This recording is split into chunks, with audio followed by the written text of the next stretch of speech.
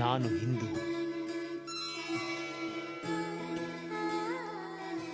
ನಮ್ಮ ಸಂಸ್ಕೃತಿ ನಮ್ಮ ಹೆಮ್ಮೆ. ಅದನ್ನು ಬೆಳೆಸೋಣ, ಅದನ್ನು ಉಳಿಸೋಣ. ಕ್ಷರಾಕ್ಷರ ಸ್ವರೂಪಾಯ ಪರಾತ್ಪರ ತರಾಯ ಚ ದತ್ತಮುಕ್ತಿ ಪರಸ್ತೋತ್ರ ದತ್ತಾತ್ರೇಯ ನಮೋಸ್ತುತೆ. ಅಧ್ಯಾಯ 16. ಶ್ರೀ ಗಣೇಶಾಯ ನಮಃ. ಒಂದು ದಿನ ಮುನಿವೇಷದ ಬ್ರಾಹ್ಮಣನು ಶ್ರೀ ಗುರುವಿಗೆ ಭಕ್ತಿಯಿಂದ ನಮಿಸಿ, ನನ್ನನ್ನು ಉದ್ಧರಿಸಿರಿ, ನಾನು ತಪಸ್ಸನ್ನಾಚರಿಸಿದರೂ ಜ್ಞಾನೋದಯ ಆಗಲಿಲ್ಲ. ನಿನ್ನ ದರ್ಶನದಿಂದ ನನ್ನ ಮನಸ್ಸು ಪುನೀತವಾಯಿತು ಅಂತ ನುಡಿತಾನೆ. ಆಗ ಶ್ರೀ ಗುರುಗಳು, ನೀನು ಗುರುವಿಲ್ಲದೆ ಮುನಿ ಹೇಗೆ ಆದೆ ಅಂತ ಕೇಳ್ತಾರೆ. ಆಗ ಮುನಿಯು ದುಃಖದಿಂದ ಹೇಳ್ತಾನೆ, ನನಗೊಬ್ಬ ಗುರು ಇದ್ದ. ಆತನು ನಿಷ್ಠೂರದಿಂದ ನಾನು ಬಹಳ ಕಾಲ ಅವನ ಜೊತೆ ಇದ್ದೆ. ಆದರೂ ಯಾವುದೇ ತರಹದ ಉಪಯೋಗವಾಗಲಿಲ್ಲ. ನನಗೆ ಬಿರುನುಡಿಗಳನ್ನು ಆಡುತ್ತಾ ಇದ್ದ. ಆದ್ದರಿಂದ ಆತನ ಮೇಲೆ ನಾನು ಸಿಟ್ಟಿಗೆದ್ದು ಬಂದಿರುವೆ ಅಂತ ಹೇಳ್ತಾನೆ. ಆತನ ಮಾತನ್ನು ಕೇಳಿ ಶ್ರೀ ಗುರುಗಳು ಸಿಟ್ಟಿಗೆದ್ದು, ನೀನು ಆತ್ಮಘಾತಕಿಯು, ಮೂರ್ಖನು, ಅಡುಗೆ ಮನೆಯಲ್ಲಿ ಕುಳಿತು ಮಲವಿಸರ್ಜನೆ ಮಾಡಿ ಇದು ನನ್ನ ಅದೃಷ್ಟ ಅಂತ ಹೇಳುವಂತೆ ನೀನು ಮಾಡಿದೆ. ಗುರುದ್ರೋಹಿಯಾದವರಿಗೆ ಜ್ಞಾನವಂತೂ ಆಗುವುದಿಲ್ಲ. ಪರಮಗುರುವನ್ನು ತ್ಯಜಿಸಿದ ನಿನಗೆ ಇಹಪರಗಳು ಸಾಧಿಸಲಾರವು ಅಂತ ಹೇಳಿದರು. ಆಗ ವಿಪ್ರನು, ಜಗದ್ಗುರುವೇ, ಪಾಮರನಾದ ನಾನು ಗುರುವನ್ನು ಹೇಗೆ ತಿಳಿಯಲಿ? ಗುರು ಸೇವೆಯನ್ನು ಹೇಗೆ ಮಾಡಲಿ? ನನ್ನ ಮೇಲೆ ಕೃಪೆಯಾಗಬೇಕು ಅಂತ ಗುರುಗಳಿಗೆ ಸಾಷ್ಟಾಂಗ ನಮಸ್ಕಾರನ ಮಾಡ್ತಾನೆ. ಶ್ರೀ ಗುರು ಒಂದು ಕಥೆಯನ್ನು ಹೇಳಲಿಕ್ಕೆ ಶುರು ಮಾಡ್ತಾರೆ.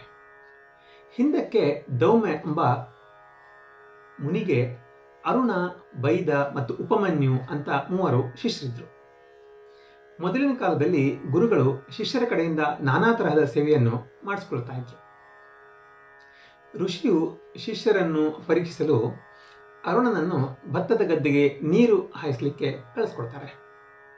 ಭತ್ತದ ಗದ್ದೆ ಎತ್ತರವಾಗಿರೋದ್ರಿಂದ ಕಲ್ಲು ಮಣ್ಣನ್ನು ಹಾಕಿದರೂ ನೀರು ಹರಿದು ಹೋಗ್ತಾನೆ ಇರ್ತಿತ್ತು. ಆಗ ಅರುಣ ನೀರು ನಿಲ್ಲುವಂತೆ ತಾನಾಗೆ ಅಡ್ಡ ಮಲ್ಕೊಂಡ್ಬಿಡ್ತಾನೆ. ಅರುಣನ್ನು ಕಾಣದೆ ಧೌಮ್ಯ ಋಷಿಗಳು ಹೊಲಕ್ಕೆ ಹೋಗಿ ಅಲ್ಲಿನ ನಿಜ ಸಂಗತಿಯನ್ನೆಲ್ಲ ತಿಳ್ಕೊತಾರೆ. ಆನಂದಿತರಾಗಿ ಅರುಣನಿಗೆ ಆಶೀರ್ವಾದ ಮಾಡ್ತಾರೆ. ಆತನಿಗೆ ಎಲ್ಲ ವಿದ್ಯೆಗಳು ಪ್ರಾಪ್ತವಾಗುತ್ತೆ. ಗುರು 2ನೇ ಶಿಷ್ಯ ಬೈದನಿಗೆ ಹೊಲಕ್ಕೆ ಹೋಗಿ ನೀನು ಧಾನ್ಯವನ್ನು ತೆಗೆದುಕೊಂಡು ಬಾ ಅಂತ ಕಳಿಸ್ತಾರೆ. ಆಗ ಬೈದನು ಧಾನ್ಯವೆಲ್ಲವನ್ನು ಗಾಡಿಯಲ್ಲಿ ತುಂಬಿಕೊಂಡು ಬರುತ್ತಿರುವಾಗ ಒಂದು ಕೋಣ ಬಜ್ಜೆಯನ್ನು ಎಳೆದಂತಾಗುತ್ತೆ. ಆಗ ಬೈದನು ತಾನೇ ಕೊರಳಿಗೆ ಹಗ್ಗ ಕಟ್ಟಿಕೊಂಡು ಜಗ್ಗಲಿಕ್ಕೆ ಶುರು ಮಾಡ್ತಾನೆ. ಅದರಿಂದ ಹಗ್ಗ ಕೊರಳಿಗೆ ಉರುಳಾಗಿ ಸಂಕಟ ಪಡಲಿಕ್ಕೆ ಶುರು ಮಾಡ್ತಾನೆ. ಗುರುಗಳು ಆತನ ಭಕ್ತಿಗೆ ಮೆಚ್ಚಿ ಆಶೀರ್ವಾದ ಮಾಡಿ ಕಳಿಸ್ಕೊಡ್ತಾರೆ.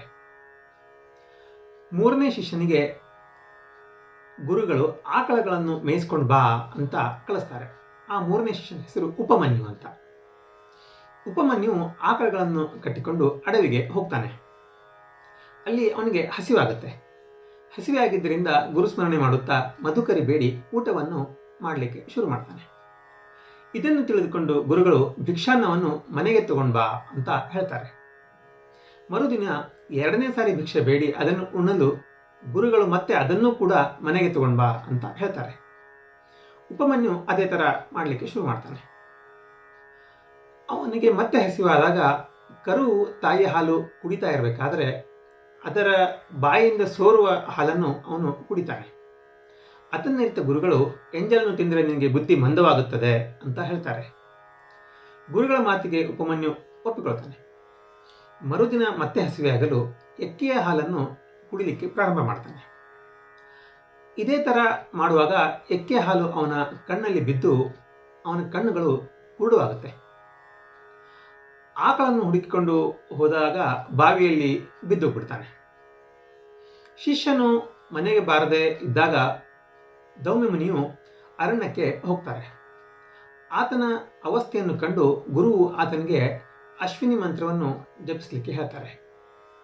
ಅದರಿಂದ ಆತನ ಕಣ್ಣುಗಳಿಗೆ ದೃಷ್ಟಿ ಬರುತ್ತೆ. ಅವನು ಗುರುಗಳನ್ನು ವಂದಿಸಿ ಆತನಿಗೆ ಆಶೀರ್ವಾದ ಮಾಡಿ ಕಳಿಸ್ಕೊಡ್ತಾರೆ. ಗುರುವಿನ ಅನುಗ್ರಹದಿಂದ ಸಕಲ ವಿದ್ಯೆಗಳು ಪ್ರಾಪ್ತವಾಗ್ತವು ಕೂಡ. ಅದಕ್ಕಾಗಿ ಕಾರಣ ನೀನು ಗುರುವಿನ ಹತ್ತಿರ ಹೋಗಿ ಗುರು ಸೇವೆಯನ್ನು ಮಾಡು ಅಂತ ಶ್ರೀ ಗುರುಗಳು ಅವನಿಗೆ ಹೇಳಿದರು. ಬ್ರಾಹ್ಮಣನು ಪಶ್ಚಾತ್ತಾಪ ಹೊಂದಿ, ನಾನು ಗುರುವಿನ ಮನಸ್ಸನ್ನು ನೋಯಿಸಿದೆ, ಅಂತಃಕರಣವು ಭಿನ್ನವಾದರೆ ಅದನ್ನು ಕೊಡಿಸುವುದೆಂತೂ, ನನ್ನ ಶರೀರವು ದ್ರೋಹಿಯಾಗಿದೆ, ನಾನು ಪ್ರಾಣ ತ್ಯಜಿಸುವನು ಅಂತ ಹೊರಡ್ತಾನೆ. ಅದರಿಂದ ಗುರುಗಳು ಪ್ರಸನ್ನರಾಗಿ, ಪಶ್ಚಾತ್ತಾಪದಿಂದ ನಿನ್ನ ಪಾಪಗಳೆಲ್ಲವೂ ಸುಟ್ಟು ಹೋದವು, ನಿನ್ನ ಗುರುವನ್ನು ಏಕಚಿತ್ತದಿಂದ ಸ್ಮರಿಸು ಅಂತ ನುಡಿತಾರೆ. ಅಲ್ಲದೆ ಆತನ ತಲೆಯ ಮೇಲೆ ತಮ್ಮ ವರದ ಹಸ್ತವನ್ನು ಇಡಲು ಅವನಿಗೆ ಸಕಲ ಜ್ಞಾನವು ಉಂಟಾಗುತ್ತೆ ಎಂಬಲ್ಲಿಗೆ ಶ್ರೀ ಗುರುಚರಿತ್ರೆಯ 16ನೇ ಅಧ್ಯಾಯವು ಸಮಾಪ್ತಿಯಾಯಿತು. ಶ್ರೀ ಗುರುಭ್ಯೋ ನಮಃ.